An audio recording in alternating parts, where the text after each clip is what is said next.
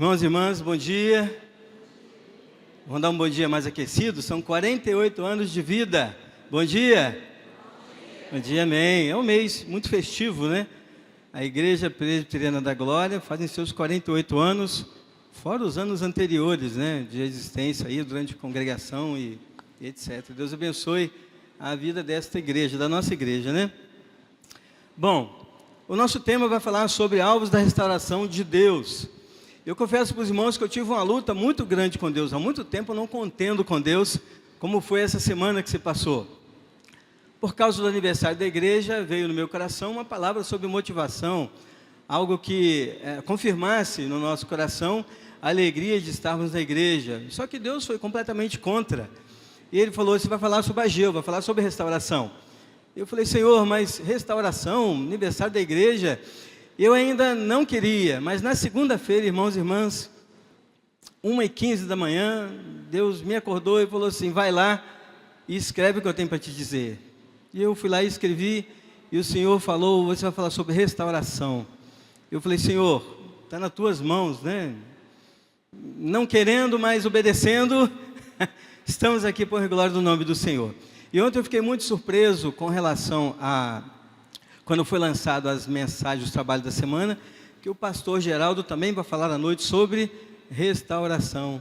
Falei, irmãos, então é de Deus, não tem como ser diferente, é de Deus. E estamos aqui para servir, né? O texto fala sobre isso, fala sobre não fazermos a nossa vontade e deixarmos Deus agir. Então eu, Eliseu, tive que ser exemplo disso, falar, Senhor, faz a tua vontade aí, porque eu preciso que o Senhor haja em seu favor, mas sobre a minha vida. Amém, queridos? Então vamos orar? Para Deus nos conceder uma escola dominical abençoada, um momento aí íntimo com Deus, e que o Senhor fale no nosso coração. Então curva a sua cabeça e vamos falar com o Senhor. Um minutinho de oração para você falar com Deus, enquanto isso eu vou beber uma água aqui.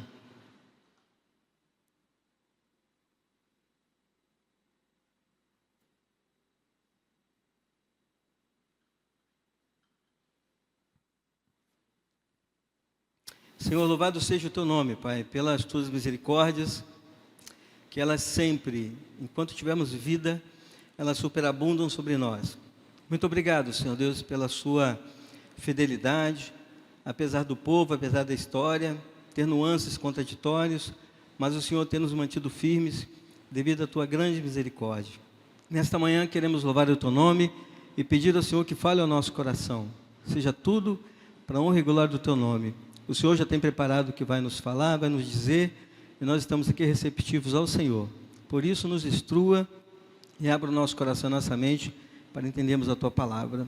Obrigado por tudo, eu oro ao Senhor com muita gratidão, em nome de Jesus. Amém, Senhor.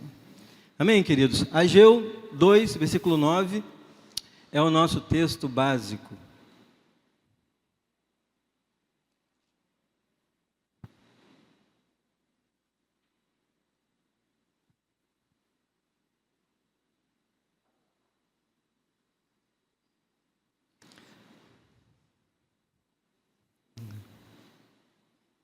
Vamos ler todos juntos? A glória desta última casa será maior do que a da primeira, diz o Senhor dos Exércitos, e neste lugar darei a paz, diz o Senhor dos Exércitos. Então a glória desta última casa, a gente lê muito esse texto e precisamos entender um pouquinho o contexto. Por que que essa última casa, ela vai ser mais gloriosa, vai ser mais esplendorosa do que a primeira que esteve? Lá no livro de Esdras, é uma continuidade do livro de Ageu. Esdras também fala sobre a reconstrução do templo. No ano 536 a.C., o templo foi construído. Só que alguns anos depois, a obra parou e ficou completamente destruída. Se você abrir sua Bíblia lá em Esdras, quero te convidar para isto.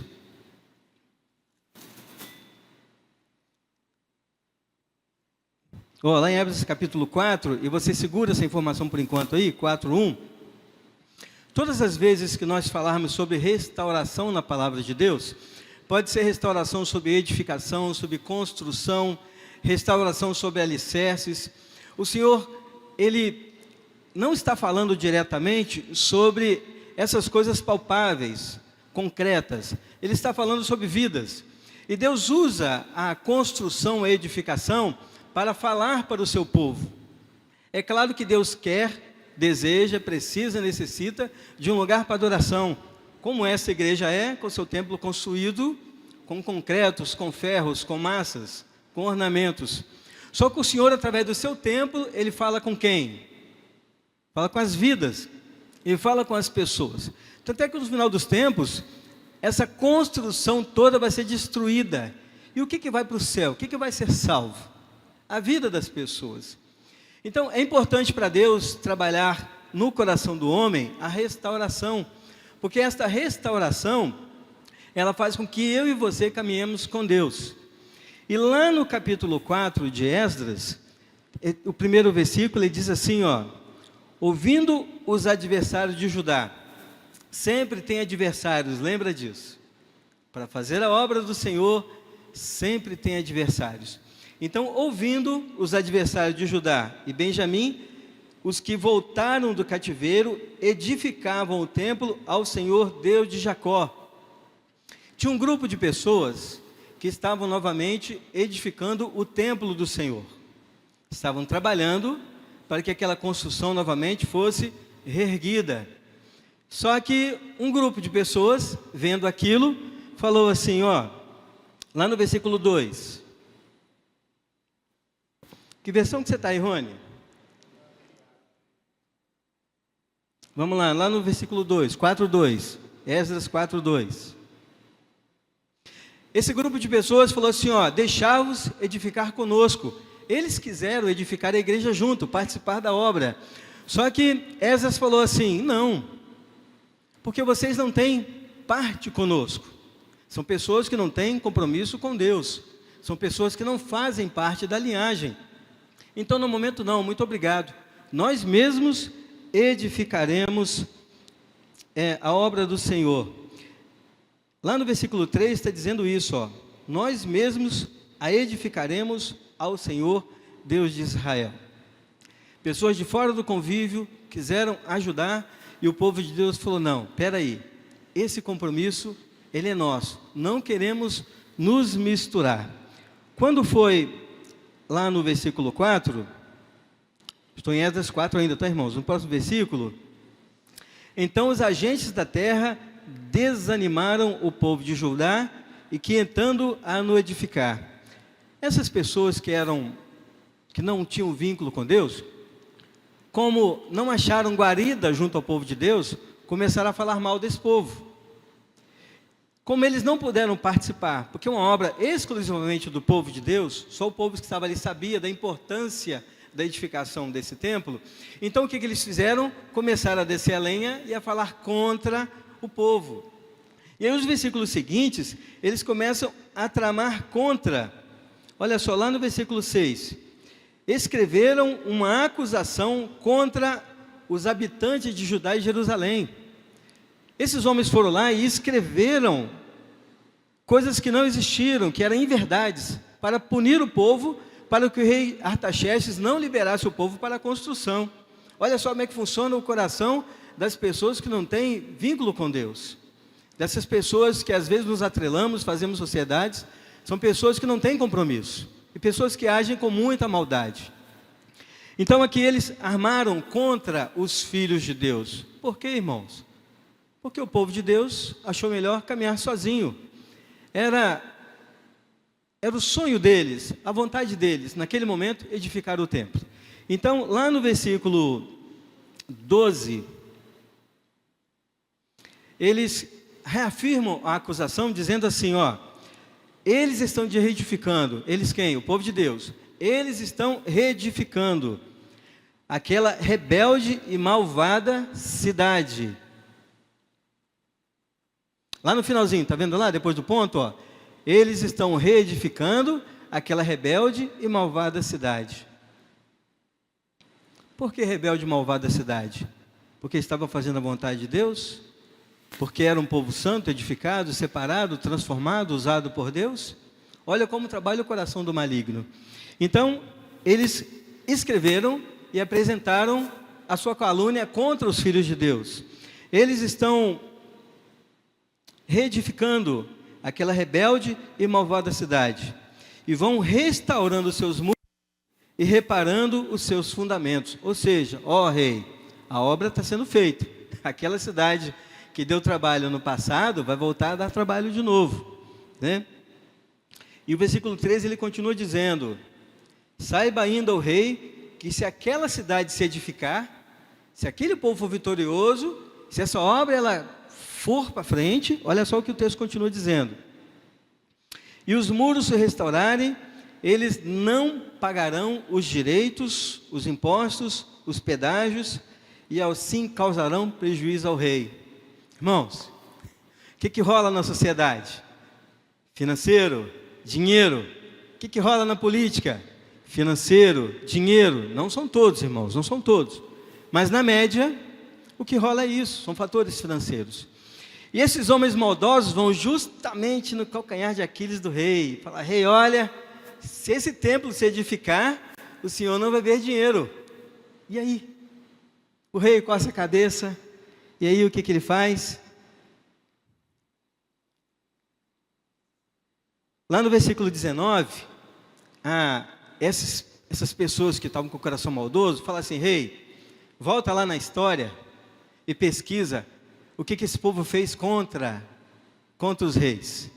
E o que esse povo fez? Olha só, no versículo 19: ordenando eu, no caso o rei, buscaram e acharam que, de tempos antigos, aquela cidade se levantou contra os reis. Não era assim na época de Davi? Não era? Um servo de Deus. O que Davi fez? Conquistou várias cidades. E isso ficou registrado. Irmãos, que interessante. A gente está falando de um texto, 536 anos de Cristo Jesus. Hoje a gente acha que a gente tem um arquivo, que está tudo guardadinho. Olha a história dessa época, guardada. O rei ordenou que pesquisassem, buscaram e acharam os arquivos escritos da história do povo de Deus. Olha que coisa maravilhosa, incrível, para uma época tão remota. E aí ele diz aqui que essa cidade, esse povo se levantou contra os reis, e nela se tem feito rebeliões e motins. Mas é claro, é óbvio, o povo de Deus precisava prevalecer, o povo de Deus precisava crescer, o povo de Deus precisava ir à frente, ir adiante. E o que Deus fazia? Destruía os seus inimigos. Só que agora, um inimigo está vendo que se esse povo se levantar, pode acontecer a mesma coisa de novo. Olha que coisa interessante. E o que o rei faz então? Vamos lá, a gente continua lendo aqui. Versículo 21. Agora, pois, dai ordem, a fim de que aqueles homens parem o trabalho e não edifique aquela cidade. Presta atenção numa coisa: o coração do homem é enganoso, e o inimigo usa o coração do ímpio para cada vez mais ficar longe do coração de Deus. A obra foi parada por obra do rei. Vocês não têm ordem mais para tocar esta obra. E olha só que interessante. Versículo 23. Eu vou ler o versículo todo. Depois de lida a cópia da carta do rei Artaxerxes perante Reum, Sinsai, o escrivão, e seus companheiros, foram eles apressadamente. O rei mandou ler a carta para um grupo de pessoas responsáveis por aquela construção. Então, quando acabou-se de ler a ordem, que era para cessar a construção, então, olha o que aconteceu. Essas pessoas que foram lá ouvir essa carta, apressadamente, eles voltaram a Jerusalém e aos judeus, e diz aqui que o texto que os guardas do rei estavam de mão armada. Eles não foram lá simplesmente para falar assim: ó gente, vamos parar essa obra aí. Não. Eles foram de mão armada, justamente para punir aqueles que não obedecessem. Foram de mão armada. E aí o que aconteceu? Os forçaram a parar a obra. O pessoal com colher de pedreiro ali, com régua, carregando pedras, vai encarar uma arma? Não vai, irmãos, não vai. Não vai encarar. E aí então a obra é paralisada. Olha como trabalha o coração do mal. Como intenta o mal sobre a vida da igreja. Isso é história. Por várias e várias vezes, o mal intentou contra a vida da igreja. E por várias vezes, Deus levanta pessoas para que essa igreja, para que esse templo, para que essa obra, para que aquilo que se remete ao coração de Deus, seja novamente edificado. E aí, o que aconteceu? Essa obra, ela ficou parada durante, pelo que os historiadores falam, 15 anos. Depois dessa ordem, parou-se tudo. E cada um foi cuidar da sua vida. E durante 15 anos, a gente entra agora lá no livro de Ageu. E durante 15 anos, como as pessoas estavam fora da construção, estavam fora do templo, não tinham o que fazer para que as coisas de Deus caminhassem, cada um foi cuidar da sua vida. E cuidava da sua vida de que maneira? Cuidando dos seus bens, do seu patrimônio, cuidando das coisas que os fizessem crescer. Pelo menos achavam que estavam assim. Mas a obra do Senhor, ela ficou para trás. Quando chega lá no livro de Ageu, aí você presta atenção nisso, Ageu faz parte de 3 pessoas que trabalhavam na edificação dos templos. Ageu, Zacarias e Malaquias. Essas 3 histórias contam a história de reedificação do templo. Lembro do que eu falei no começo da minha fala, que a reedificação não está ligada à obra física, a concreto, à ferragem. Ela está ligada à ação de Deus para a vida do povo. Então Deus levanta Ageu para falar para o povo. O que vocês fizeram durante esses 15 anos que a obra ficou parada? E aí a gente entra no texto agora de Ageu. Olha só, Ageu, capítulo 1. Ele vai falar assim, ó: no 2º ano do rei Dario, no 6º mês, no 1º dia do mês, veio a palavra do Senhor por intermédio do profeta Ageu a Zorobabel, filho de Salatiel, governador de Judá, e a Josué, filho de Josadaque, o sumo sacerdote. Assim diz o Senhor dos Exércitos. Aí lá o versículo 2, né? Assim diz o Senhor dos Exércitos: este povo diz, não veio ainda o tempo em que a casa do Senhor deve ser edificada. Dá uma pausa nesse versículo aí. 15 anos, obra parada. Um pouco mais, um pouco menos. 15 anos, obra parada. E o que aconteceu? De repente um cutucava o outro. E aí, vamos lá fazer a obra? Ah, não, acho que não está no momento não. Vamos deixar um pouquinho para depois? Um outro cutucava, um outro falava, vamos deixar a obra para depois. Vamos deixar a obra para depois. E o tempo foi passando. E esse texto do versículo 2, ele confirma isso, dizendo que não é possível, não veio ainda o tempo em que a casa do Senhor deve ser edificada. Será que vocês não perceberam que alguma coisa está errado, que algo tem que ser feito para que essa casa novamente seja edificada? E aí, lá no versículo 4, diz assim, ó: acaso é tempo vós de habitardes em casas apaineladas, enquanto esta casa permanece em ruínas? O que o povo fazia? O povo trabalhava para a edificação de si mesmo. Eles construíam, viviam muito bem, tentavam empreender, tentavam fazer coisas diferentes. Só que eles viviam em casas muito boas, casas apaineladas, casas muito bem estruturadas. E aí a palavra do Senhor diz que é merecido isto? É certo isso? Vocês viverem num conforto, vocês viverem algo tão agradável, e a minha casa está em ruínas, está abandonada. A casa que Deus quis para ele, para que edificasse o povo, para que ele fosse adorado, estava em ruínas. E Deus diz: é justo isso? É justo para você?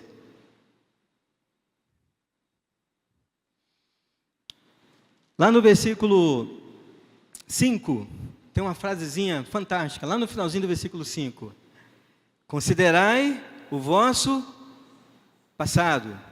Considerai o vosso passado. Mesmo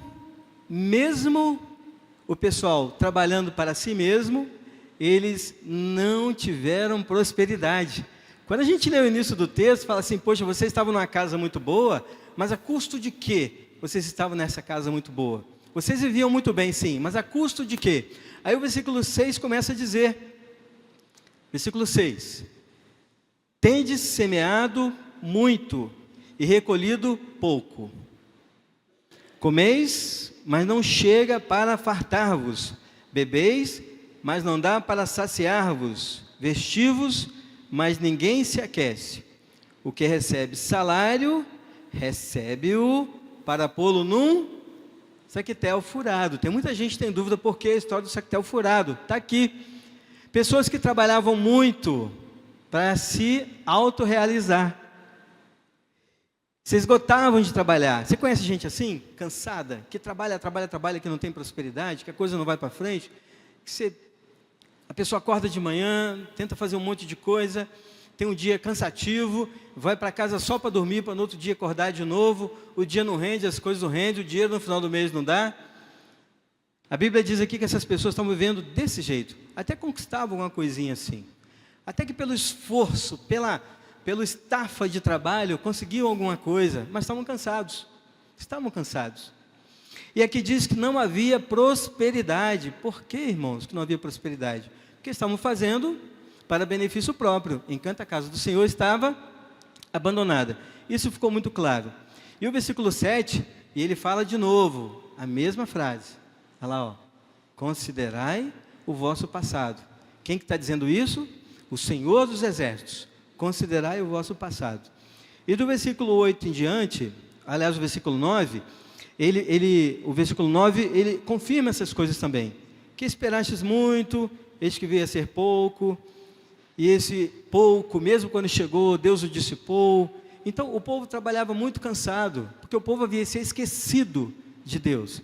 E aqui do versículo 9, até o versículo 11, ele vai falar sobre a vida que essas pessoas tinham, porque trabalhavam em benefício próprio, longe da presença de Deus.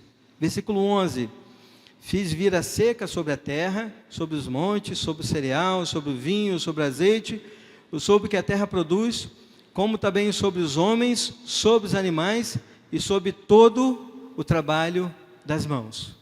Era um trabalho que, teoricamente, tinha prosperidade, mas estava longe da presença de Deus, porque as coisas de Deus estavam abandonadas, estavam em segundo plano. O texto fala sobre reedificação de um templo. Mas e a vida? O que está em segundo plano aí? Irmãos, considerai o vosso passado. Aí entra Ageu na história do povo de Deus.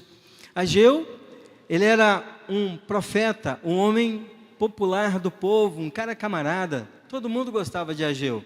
E Deus usa Ageu para falar para o povo: olha, povo, vocês têm que enxergar que vocês estão errados. As coisas de Deus precisam estar em primeiro lugar. Precisamos restaurar, reestruturar o templo do Senhor. Então Deus vai lá e começa a agir, né, de acordo com a vontade da palavra, na verdade, de Ageu. O que aconteceu aqui no texto, irmãos e irmãs? Quando nós referimos à restauração, como eu disse, a gente está trabalhando com vidas.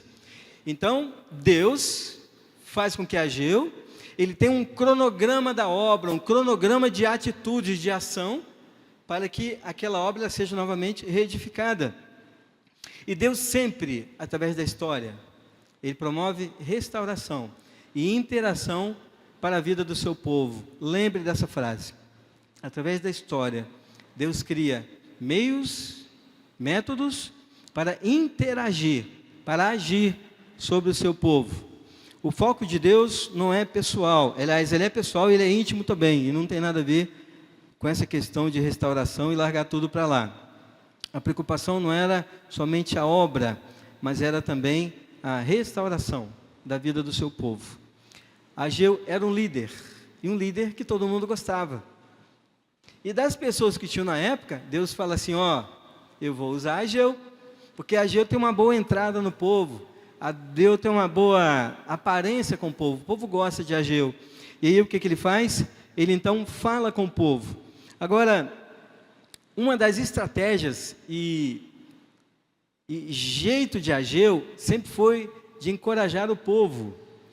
Deus percebeu que Ageu tinha um grande gosto para com o povo, porque as palavras de Ageu eram sempre sobre encorajamento.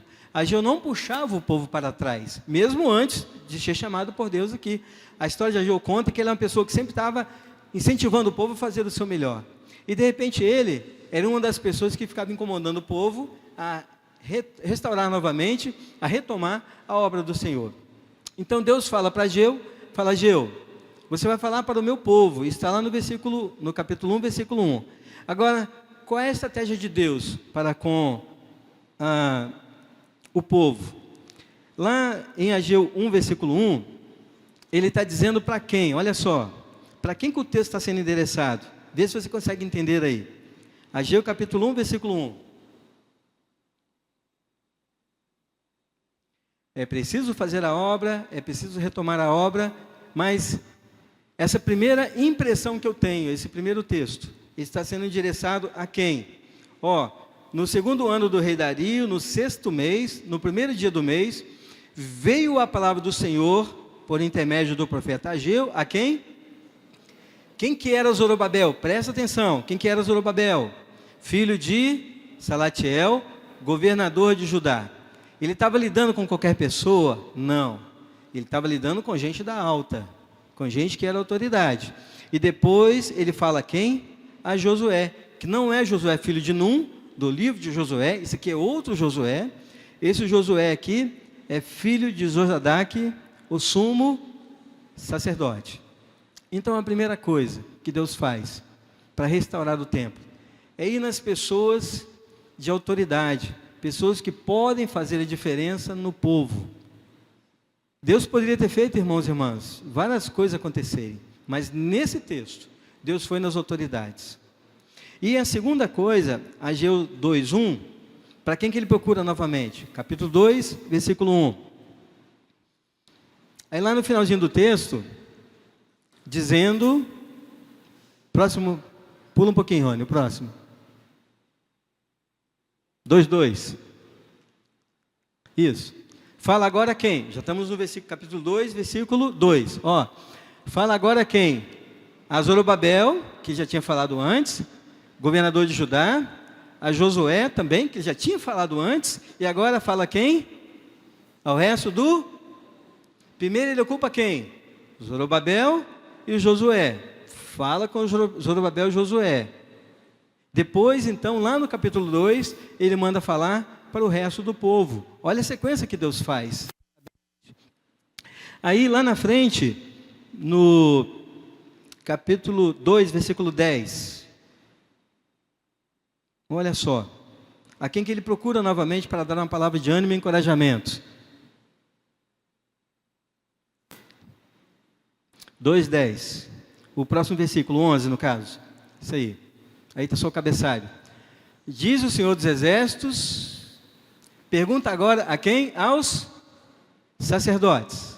Olha só, Zorobabel, Josué, povo e agora os sacerdotes.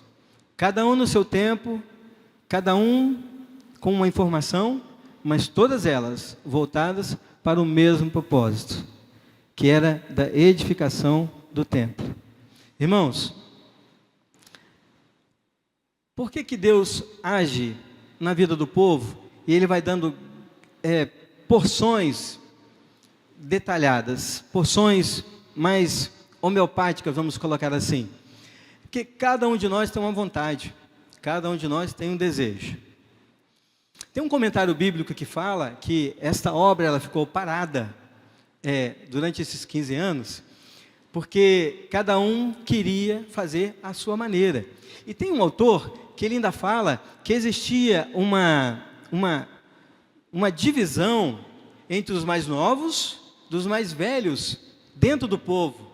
Porque em se tratando de reedificação, de construção, de fazer coisas que vão caminhar, ele diz que os mais jovens queriam a construção de um jeito. E os mais antigos, tradicionais, queriam de outro. Então, no mesmo povo, não havia um consentimento entre eles. Não havia uma concordância entre eles. E vai para frente se não houver concordância? Não vai. Um puxa para um lado, o outro puxa para o outro, e a obra do Senhor vai ficando. Eu quero de um jeito, você quer de outro, você quer de um jeito, eu quero de outro, e a obra não caminha. E aí Deus fala assim, ó, fala para Zorobabel, fala para Josué, depois você fala para o povo. E depois de você informar para o povo, também você vai informar aos sacerdotes.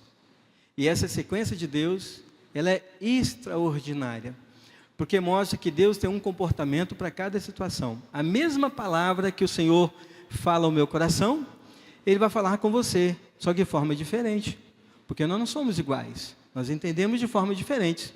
Tem pessoas muito motivadas para o trabalho, e tem pessoas não tão motivadas assim, mas uma mesma palavra confirma a motivação de alguém, e a mesma palavra, ela serve para que a outra pessoa se desperte e seja motivada, mas é a mesma palavra. Então Deus age no coração das pessoas de forma diferente, e esse Deus a qual servimos, tem feito isso através da sua história, através da história da igreja e do povo de Deus. Como uma das qualidades de Ageu era a restauração e amizade com o povo, ele foi o último profeta que falou sobre restauração. Depois, tem o livro de Malaquias, que também fala sobre restauração, só que Malaquias ele pega um pouco mais pesado no conceito de dízimos e ofertas, que sempre as pessoas torcem o olho, torcem os lábios, quando se fala em dízimos e ofertas. A gente precisa deixar claro, no Antigo Testamento, no Novo Testamento, na atualidade, com relação a dízimos e ofertas. Malaquias pega muito pesado com relação a isso, porque ele fala, trazei todos os dízimos à casa do tesouro. Bom, Ageu, ele fala sobre a restauração, e Malaquias ele fecha falando sobre a restauração e do comportamento do povo dentro da igreja, que é um motivo para a gente estudar depois sobre isso aí. Mas voltando para o livro de Ageu, ele fala que tudo tem um preço. Tudo tem um preço. E o preço da restauração é a entrega. Quer restaurar? Quer edificar? Quer ir para frente? Tem que haver entrega, não adianta. Enquanto o povo pensava nas suas próprias questões particulares, no seu próprio crescimento, a coisa não rendia. Ficavam aflitos em acordar todos os dias para o trabalho. Conquistavam alguma coisa. Mas Ageu vem dizendo, e o próprio Senhor fala, Ageu capítulo 1, no versículo 8, Ageu 1, versículo 8. Subi no monte, trazei madeira, e edificai a casa, dela me agradarei, e serei glorificado, diz o Senhor dos Exércitos. Para que serve a casa de Deus, irmãos? Para glorificar a Deus. Não é para colocar uma roupa bonita, um perfume legal e vir para a igreja. Isso faz parte. Isso são coisas primárias. Mas a igreja é um lugar de edificação do Senhor.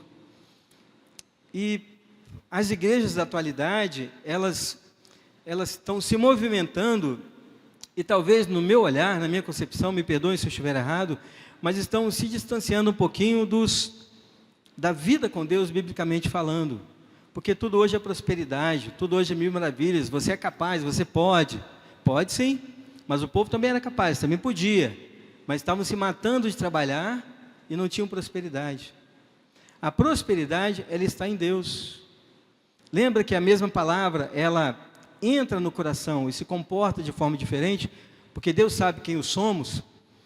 É a mesma coisa na vida da gente hoje aqui. O Senhor fala ao meu coração e Ele sabe da minha capacidade, sabe quem eu sou, da minha integridade, se sim ou se não. E Deus vai falando ao nosso coração. Então, a melhor forma de ter paz no nosso trabalho é edificar a nossa vida diante de Deus.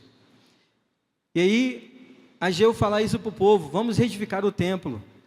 Através de Deus, ele fala assim, olha, vamos reedificar o templo, para que essa reedificação se torne algo extraordinário na nossa vida, e a gente tenha paz ao nosso coração. E aí o texto caminha para várias nuances, né? Quando foi assim lá em capítulo 2, versículo 3 e 4, ele vai falar assim, ó, ser forte e trabalhai, capítulo 2, versículo 3 e 4. Próximo versículo. Ó.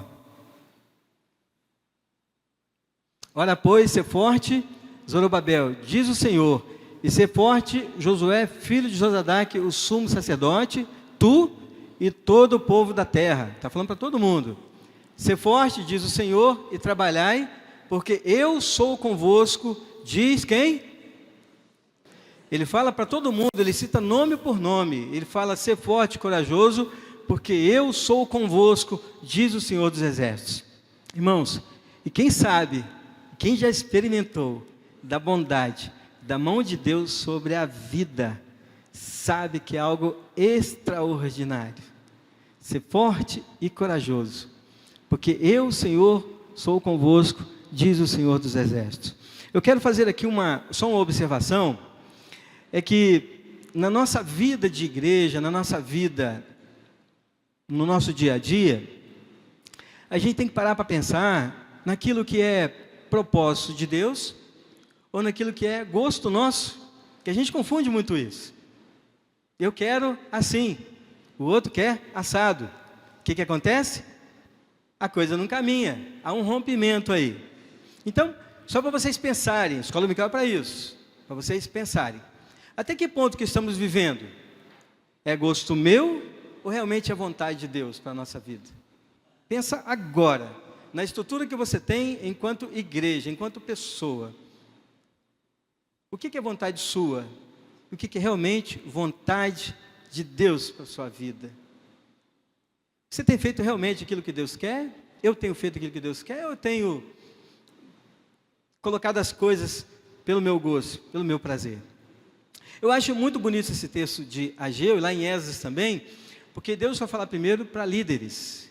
Deus fala para líderes, olha, sou eu que estou mandando, é a minha vontade que prevalece.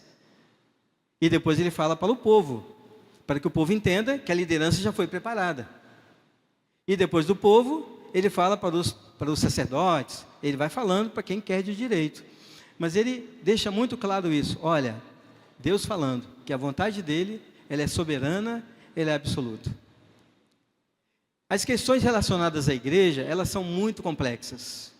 E nós precisamos ter essa atenção. É por isso que eu relutei tanto com Deus para não dar essa mensagem nesta manhã. E é Deus que está pedindo para falar para a igreja. Essa é a frase que Deus pediu para colocar. Até que ponto é vontade nossa ou é vontade dele, dentro dos nossos afazeres? Porque semelhantemente ao texto, tem pessoas trabalhando muito, e não estão tendo prosperidade. A igreja trabalha exaustivamente em prol de algo, mas existe prosperidade? Verdadeiramente prosperidade? Ou precisa se voltar ao primeiro amor, se reestruturar novamente e ali caminhar de acordo com a vontade de Deus? Uma das coisas que o texto fala, e com muita sobriedade, muita clareza, irmãos, é que quando Deus age, Ele atinge todo o povo. Não há divisões, não há discórdias. Quando há discórdias dentro da igreja, quando há discórdias dentro do povo, quando a vontade de cada um particular, ela tenta prevalecer, se sobressair. Mas assim como Ageu, Deus falou para Ageu, olha, fala com os líderes, fala com o povo, que tem que agir desta maneira. Quando Deus age, não há como ser de outra forma. Amós, no seu capítulo 3, versículo 3, Amós 3:3, olha que texto legal, Amós 3:3, que é o que vocês conhecem. Andarão dois juntos, se não houver entre eles acordo. Andarão dois juntos?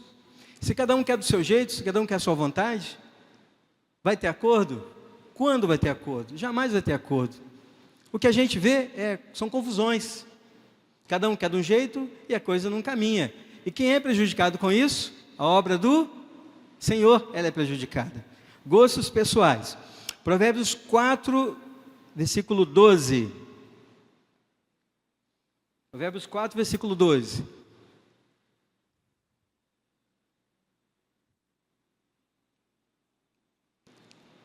Vê o próximo versículo, Rony, por favor.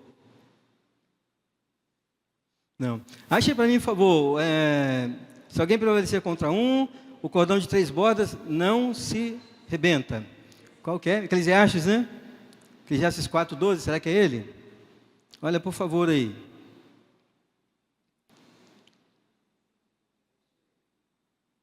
Isso aí o que, França? Fala para mim. 4:12? Aê, obrigado. Tá bom, eu anotei Provérbios e Eclesiastes. Obrigado.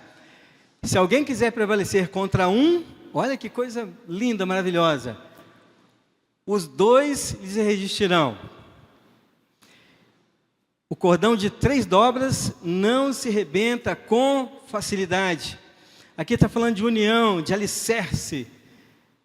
Se alguém quiser prevalecer contra um, 2 lhe resistirão, que está unido, está alicerçado, está cravado ali com o mesmo pensamento. E o cordão de 3 dobras, já aumentou mais um.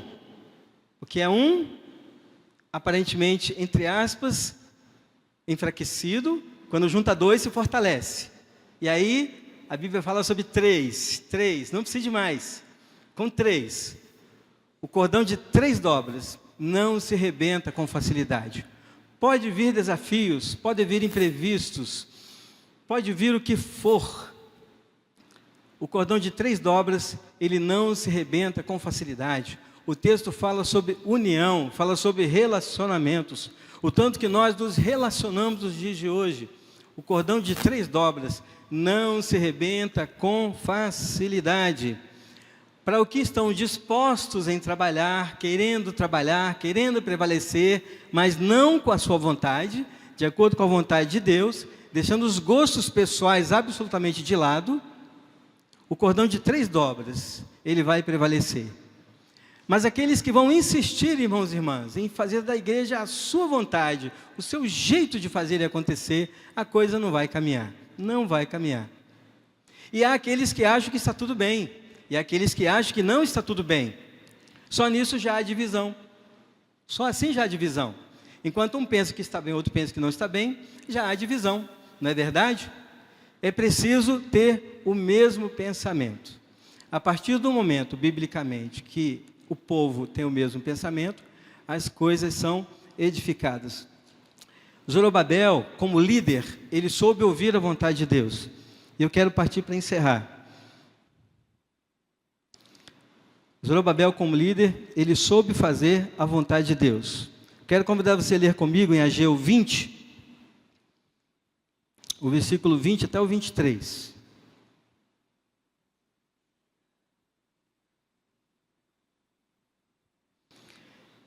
Zorobabel, ele como líder, ele também estava adormecido.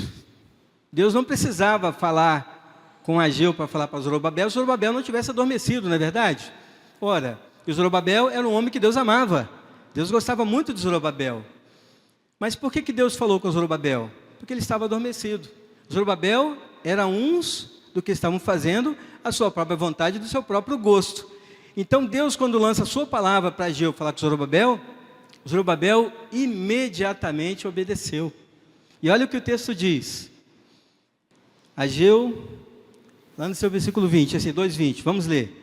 Veio a palavra do Senhor, segunda vez, a Ageu, ao 24º dia do mês, dizendo, olha só que as datas são precisas, tá? Deus fala quando falou e a data que foi. Fala a Zorobabel, governador de Judá, farei abalar, o quê? O céu e a terra. Derribarei o trono dos reinos e destruirei a força dos reinos das nações. Deus vai destruir a força do reino e das nações. Destruirei o carro e os que andam nele, os cavalos e os seus cavaleiros. Cairão um pela espada do outro. A igreja não precisa se manifestar. Eles mesmos se destruirão. Cairão cada um à espada do outro.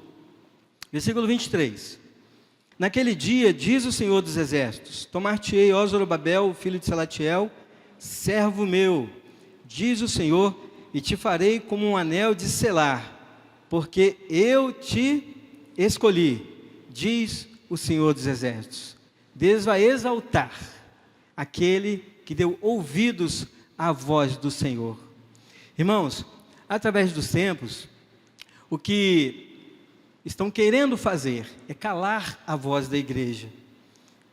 E a igreja, ela precisa se manter unida, ela precisa se manter única, porque lá no texto de Esdras, o que foi usado foi uma força bruta para que aquelas pessoas parassem a obra. Homens armados chegaram para parar a obra. E qual que é a estratégia hoje para parar a obra do Senhor? Qual que é a estratégia usada hoje? Dificilmente alguém vai chegar com uma arma aqui e parar um dia de escola dominical. Mas hoje é usado a informação. A informação, muito bem para o mal articulada, ela engana o povo. Então, isso é muito usado em política, não quero falar de A, B ou C, mas muito usado em política, que a política é um dos grandes causadores da divisão da igreja. Política estraga a igreja. Eu falo outro nome aqui, mas está gravando. Política estraga a igreja. É uma desgraça para a vida da igreja, a tal da política, quando ela não é muito bem usada. Deus usa a igreja para abençoar a política. Mas a política, ela pode muito bem, mal articulada, infectar a vida da igreja. E a gente vê pessoas sendo infectadas por dizeres, por promessas, que a gente sabe que não vão ser cumpridas, mas que por partidarismo são levadas. Agora eu estou falando de uma política lá fora. E dentro da igreja tem política? Dentro da igreja tem o meu grupo? Dentro da igreja tem aquelas pessoas que eu me relaciono melhor? Dentro da igreja tem a minha vontade? Olha, vamos agir desse jeito aqui, um grupinho aqui, porque a gente tem força para romper um outro grupo. E aí começam divisões dentro da igreja. Isso é dificílimo de falar. Mas as divisões, elas não promovem o crescimento da igreja. O que promove o crescimento da igreja é a união. E a gente precisa ter sabedoria com aquilo que a gente trata, com o nosso lidar, com a nossa fala, com aquilo que a gente está propondo em falar. A nossa palavra tem que ser uma palavra única, verdadeira. A gente não pode oscilar na nossa palavra, porque tem pessoas que estão nos ouvindo. E quanto mais nos unirmos, mais forte ficamos. O cordão de 3 dobras, esse cordão, ele não será rompido com facilidade. Então faça uma reflexão sobre a vida da igreja, como você está hoje. Que informação que você tem? Ela é verdadeira? Porque agora você clica ali no WhatsApp, aparece um monte de coisa, tem um monte de coisa sendo divulgada. Né? Tem pessoas prometendo coisas que não vão ser cumpridas, não são cumpridas. E a igreja fica deixando o mundo adentrar no ambiente celestial, e a gente não caminha, a coisa não vai. 48 anos de vida, onde nós estamos? Onde nós poderíamos estar? Há aqueles que falam que estamos muito bem, obrigado, e há aqueles que falam que poderíamos estar melhor. E até nisso há divisões, não há um consenso sobre isso. Então o que acontece? Onde há um consenso verdadeiro, quando Deus fala, façam de acordo com a minha vontade. E aí o Senhor vai agir. Queremos uma igreja próspera por mais de 48 anos, queremos uma igreja vitoriosa, queremos uma igreja articulada pelo Senhor. Temos que colocar o nosso coração diante de Deus e falar: Senhor, me perdoe, porque de repente eu estou fazendo a minha vontade. Mas haja de acordo com a vontade do Senhor, para que haja prosperidade. Eu tenho certeza, irmãos, que pela vontade de Deus, a igreja do Senhor, ela irá prevalecer. Serão mais 48 anos de vida, e que o Senhor irá falar com líderes, com os sacerdotes, com os anciãos, com o povo da igreja, para a honra e glória do nome dEle, porque esta casa Ele tem usado para edificar o seu nome. Amém, queridos?